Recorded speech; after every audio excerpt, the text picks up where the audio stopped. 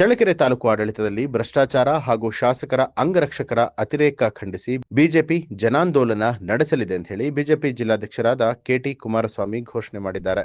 ಚಳ್ಳಕೆರೆ ನಗರದ ಪ್ರವಾಸಿ ಮಂದಿರದಲ್ಲಿ ನಡೆದ ಪತ್ರಿಕಾಗೋಷ್ಠಿಯನ್ನ ಉದ್ದೇಶಿಸಿ ಮಾತನಾಡಿದಂತಹ ಅವರು, ಬೃಂದಾವನಹಳ್ಳಿ ಗ್ರಾಮದ ರೈತರ ಜಮೀನು ನೋಂದಣಿ ವೇಳೆಯಲ್ಲಿ ಶಾಸಕರ ಅಂಗರಕ್ಷಕ ದೂರವಾಣಿ ಕರೆ ಮೂಲಕ ಅಧಿಕಾರಿಗಳ ಮೇಲೆ ಒತ್ತಡ ಹೇರುವ ಮೂಲಕ ತಾಲೂಕಿನ ಎಲ್ಲಾ ಸರ್ಕಾರಿ ಕಚೇರಿಗಳಲ್ಲಿ ಲಂಚದ ದಂಧೆಯನ್ನ ನಡೆಸ್ತಾ ಇದ್ದಾರೆ ಅಂತ ಹೇಳಿ ಆರೋಪಿಸಿದ್ದು, ಪೊಲೀಸ್ ಇಲಾಖೆ ತಕ್ಷಣ ಈ ಬಗ್ಗೆ ತನಿಖೆ ನಡೆಸಿ ಕ್ರಮವನ್ನ ಕೈಗೊಳ್ಳಬೇಕು ಅಂತ ಹೇಳಿ ಆಗ್ರಹಿಸಿದರು.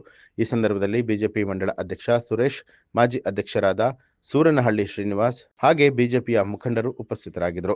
ಇವತ್ತು ಏನು ಕಳೆದ 3-4 ದಿನಗಳ ಕೆಳಗಡೆ ನಮ್ಮ ರುಂದನಹಳ್ಳಿಯ ಒಂದು ಬಡ ಕುಟುಂಬ ಇವತ್ತೇನವರು ಸರ್ವೇಸಾಮಾನ್ಯವಾಗಿ ಅವರೇನೋ ಒಂದು ಕಷ್ಟ ಕಾರ್ಪಣ್ಯಗಳಿಗೆ ಜಮೀನನ್ನು ಮಾರಾಟ ಮಾಡಬೇಕಂತೇಳಿ ಬಂದಿರ್ತಕ್ಕಂಥ ಸಂದರ್ಭದಲ್ಲಿ ಇವತ್ತು ಅವರ ಕಷ್ಟಗಳು ಭಾಳಷ್ಟು ಸಮಸ್ಯೆಗಳು ಇರ್ತವೆ. ಹಾಗಾಗಿನೇ ಒಬ್ಬ ಕಷ್ಟದಲ್ಲಿದ್ದಾಗನೇ ಒಬ್ಬ ಜಮೀನನ್ನು ಮಾರಾಟ ಮಾಡಿ ತನ್ನ ಕಷ್ಟಗಳನ್ನ ತೀರಿಸ್ಕೊಳ್ಳೋಕ್ಕೆ ತಮಗೇನೋ ಕಾರ್ಯಗಳನ್ನ ಮುನ್ನಡೆಸಲಿಕ್ಕೆ ಆ ಜಮೀನನ್ನು ಮಾರಾಟ ಮಾಡ್ತಕ್ಕಂಥದ್ದು.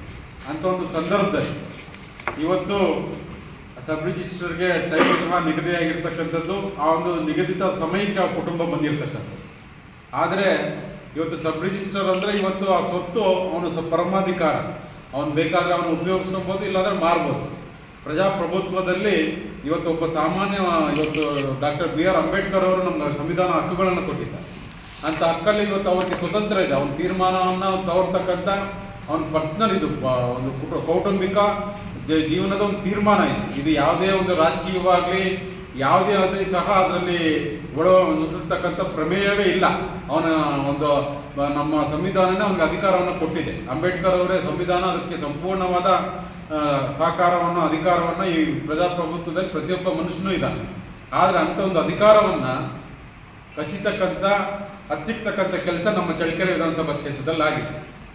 ನಾನು ಕೇಳ್ತಕ್ಕಂಥದ್ದು ಪ್ರಶ್ನೆ ಇಷ್ಟೇ, ಇವತ್ತು ಒಬ್ಬ ಬಡವ ಇರ್ಬೋದು, ಯಾರೇ ಒಬ್ಬ ಸಾಮಾನ್ಯ ಪ್ರಜೆ ತನ್ನಿಗೆ ಸೇರ್ತಕ್ಕಂಥ ಸ್ವತ್ತನ್ನು ಕಾನೂನು ರೀತಿಯಾಗಿ ಮಾರಾಟ ಮಾಡಲಿಕ್ಕೆ ಹೋಗ್ತಕ್ಕಂಥದ್ದು.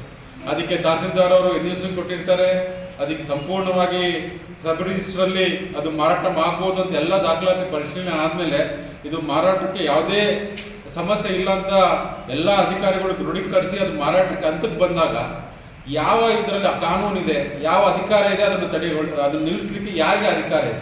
ಇವತ್ತು ಆ ಗನ್ಮ್ಯಾನ್ ಆಗಲಿ ಇವತ್ತು ರಾಜಾರೋಷವಾಗಿ ಅವ್ರ ಜೊತೆ ಓಡಾಡ್ತಕ್ಕಂಥದ್ದು, ಇವತ್ತು ಅವ್ರಿಗೆ ಯಾವುದೇ ರೀತಿಯ ಒಂದು ಕಡಿವಾಣ ಆಗ್ದಲೇ ಶಾಸಕರು ಬೇಕಾಬಿಟ್ಟಿ ಮಾಡ್ತಕ್ಕಂಥದ್ದು. ಹಾಗಾಗಿ ಇವತ್ತು ಗನ್ಮ್ಯಾನ್ ಇರ್ಬೋದು, ಅವರ ಸ್ನೇಹಿತರು ಇರ್ಬೋದು, ಇವತ್ತೆಲ್ಲ ಇವರೇನಾಗಿದ್ದಾರೆ, ಇವತ್ತು ಎಲ್ಲ ಇಲಾಖೆಯಲ್ಲೂ ಸಹ ಭ್ರಷ್ಟಾಚಾರ ಮಾಡಲಿಕ್ಕೆ ಇವರೇ ಮೂಲ ಆಗಿದ್ದಾರೆ.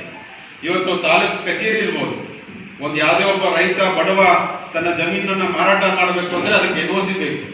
ಅದಕ್ಕೆ ಅಲ್ಲಿ ತಾಲೂಕು ಕಚೇರಿಗಳಲ್ಲಿ ಲಕ್ಷಾಂತರ ರೂಪಾಯಿ ಲಂಚವನ್ನು ತಾಲೂಕು ಅಧಿಕಾರಿಗಳು ಕೇಳ್ತಕ್ಕಂಥದ್ದು. ಇದು ಎಲ್ಲ ಗನ್ಮ್ಯಾನ್ಗಳು ಮತ್ತು ಇವರು ಇರ್ತಕ್ಕಂಥ ಚೇಲಗಳು, MLA ಚೇಲಗಳು ಈ ರೀತಿ ದಂಧೆಯನ್ನು ನಮ್ಮ ಚಳ್ಳಕೆರೆಯಲ್ಲಿ ನಡೆಸ್ತಕ್ಕಂಥದ್ದು. ಇವತ್ತು ಮರಳು ಲೋಡ್ಗಳು ಇರ್ಬೋದು, ಮತ್ತು ಬೇರೆ ಇವತ್ತು ಯಾವುದೇ ಒಂದು ನಗರಸಭೆಗೆ ನೀವು ಹೋಗ್ರಿ, ನಗರಸಭೆಗೆ ಹೋಗಿ ಒಂದು ಈ ಸೊತ್ತಾಗಲಿ ಒಂದು ಯಾವುದೇ ಒಂದು ನಗರದ ಪ್ರದೇಶದ ಯಾವುದೇ ಒಂದು ಕೆಲಸ ಕಾರ್ಯಗಳಿಗೆ ಹೋದ್ರೂ ಪ್ರತಿ ಟೇಬಲ್ಗೂ ಭ್ರಷ್ಟಾಚಾರ. ಅಲ್ಲಿ ಅವರು ಕಾಂಗ್ರೆಸ್ ಚೇಳುಗಳು ಇರ್ಬೋದು, ಅವ್ರ ಹಿಂಬಾಲಕರು ಇರ್ಬೋದು, ಅವ್ರು ಪ್ರತಿಯೊಂದರಲ್ಲೂ ಇರ್ತಾರೆ.